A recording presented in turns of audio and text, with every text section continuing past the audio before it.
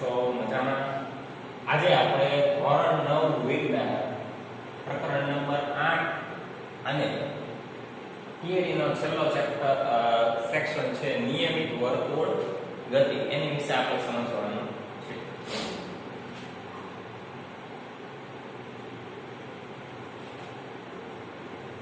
તો કે ભાઈ અત્યાર સુધીમાં આપણે બે વસ્તુ શીખી ગયા કે વર્તુળની ગતિમાં ફેરફાર થાય. તો ફેરફાર થાય એ વસ્તુ શીખી ગયા તો ભાઈ એને શું કહેવાય એ વસ્તુ આપણે આમાં શીખવાની છે. તો કોઈ પણ વસ્તુમાં થતો ફેરફાર ને તેને પ્રવેગિત ગતિ કહે છે. અને ગતિમાં થતો ફેરફાર ગતિનો ફેરફાર.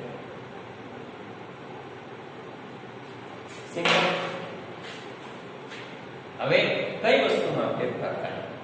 તો મૂલ્ય કે દિશા.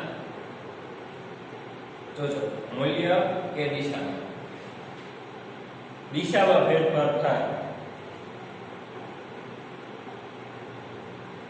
પરંતુ મૂલ્ય બદલાતું નથી. હવે જો છે યુનિક શબ્દ, દિશા તો તમે સમજી ગયા, પરંતુ મૂલ્ય શું? મૂલ્ય એટલે એવી વસ્તુ કે અંતરનું પ્રમાણ, કેટલું અંતર, કેવી રીતે, કેટલા સમયગાળામાં કાઢ્યું એનું પ્રમાણ આમાં માપવામાં કીધું છે, એટલે કે મૂલ્ય. બરાબર?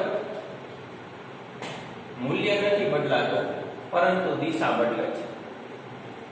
કોઈ પણ વસ્તુ વર્તુળ આકાર પથ પર અચળ ઝડપે ગતિ કરે છે ત્યારે તેની ગતિને નિયમિત વર્તુળ ગતિ કહે છે.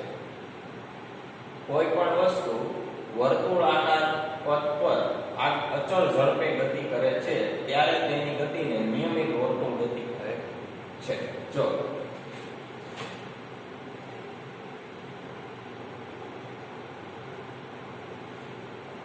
નિયમિત વર્તુળ ગતિ કેવી છે? એટલે પથ કેવો હોય? વર્તુળ.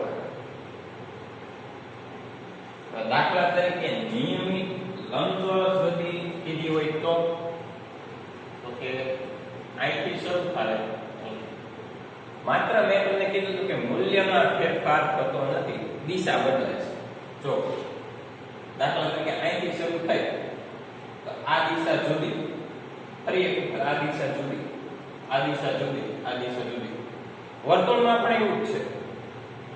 આખી આ દિશા અહીંયા જુદી, અહીંયા જુદી. બરાબર?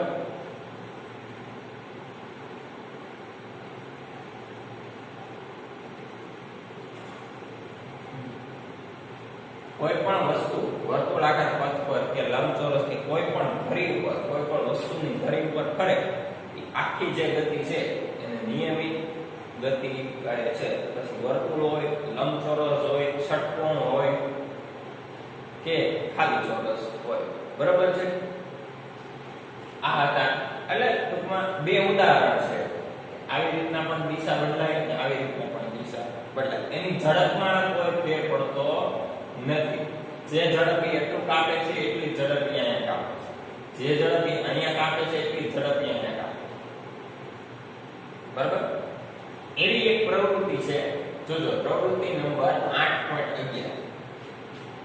દોરીના એક ટુકડા સાથે પથ્થરને નાનો ટુકડો બાંધો.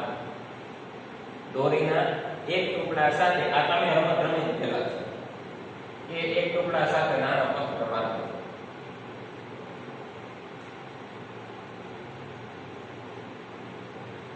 હવે એને અચળ ઝડપથી વર્તુળાકાર પથ પર ગતિ કરે છે. અચળ ઝડપથી એટલે ઝડપની કોઈ ધીમે ધીમે તમે એને આમ ફેરવો અથવા આમ ફેરવો.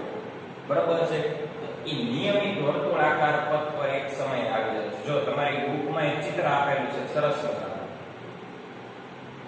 તો એ નિયમિત જે આકાર બતાવે છે ને ગોળ કલરનો, બરાબર, ઈ છે. હવે દોરીને પથ્થર સહિત છોડી, દોરીને પથ્થર સહિત છોડી એટલે કે હવે અચળ ઝડપ હોય ત્યારે પથ્થરને છોડી દેવાનો. કેવું કરી નાખવાનું છે? છોડી દેવાનું. આ એવી રીતે છે. તો અહીં એક પ્રશ્ન ઉદ્ભવે છે કે શું તમે કહી શકો કે પથ્થર કઈ દિશામાં જશે? ઓકે. હવે દાખલા તરીકે હું તમને એમ કહું કે અહીંયા તમે ઊભા છો, બરાબર, અને આ આખી દિશામાં પથ્થર ગતિ કરે છે. તો માનો કે તમે અહીંયાથી પથ્થરને છોડી દીધો, તો શું આ દિશામાં પડશે? કે આ દિશામાં પડે? કે આ દિશામાં પડે? અવલોકન કરવા છે, બરાબર. એવી રીતે હજી એક ઉદાહરણ, દાખલા તરીકે તમે એથ્લેટિક્સમાં જોયું હોય, એથ્લેટિક્સ એટલે શું બોલી છે આપણે રમત આવે છે ટીવી ઉપર, એમાં ભાલા ફેંક હોય છે, ખબર છે? ભાલા ફેંક ઓળો હોય, દાંડી ઈ જોવો. હવે દાખલા તરીકે હું એમ કહું કે એક વ્યક્તિ છે ઈ અહીંયા ઊભો છે,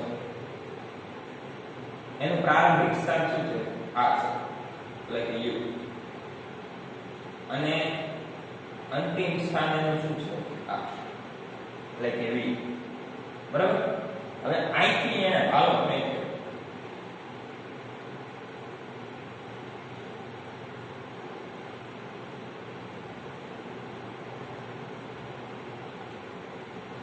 યુ અને વી, આ વ્યક્તિનું સ્થાન, એવી રીતે આ ભાલાનું સ્થાન.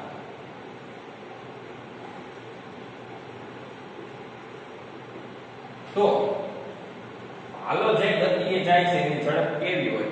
અચળ. ઈ કોની ઉપર આધાર રાખે? વ્યક્તિની ઝડપ.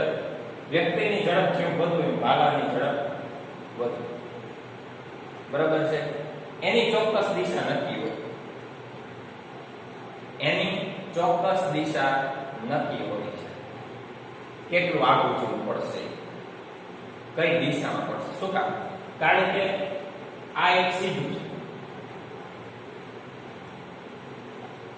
અને ત્યાંથી વર્તુળાકાર પથ પર એક સીધી દિશામાં પ્રગતિ કરે છે. તો માત્ર ને માત્ર ખાલી વર્તુળાકાર પથ પર દિશામાં ફેરફાર થાય છે. લંબચોરસ, ચોરસ કે ષટકોણ પ્રકારની કોઈ પણ ગતિપથ પર દિશામાં ફેરફાર થતો જોવા મળતો નથી, બરાબર. આ તો તમારો થિયરીનો લેક્ચર છેલ્લો, પ્રવૃત્તિ નંબર 8.11 સાથે આપણે તમારો પાઠ પૂર્ણ કરીએ છીએ. હવે નેક્સ્ટ લેક્ચરમાં આપણે દાખલાની શરૂઆત કરશું. એ તમારા મોસ્ટ ટાઈમ જે દાખલા છે એ જ આપણે ગણવાના છે. ત્યાં સુધી આ વસ્તુ બધી સરળતાથી એક વખત આખો પાઠ વાંચી લેજો અને બહુ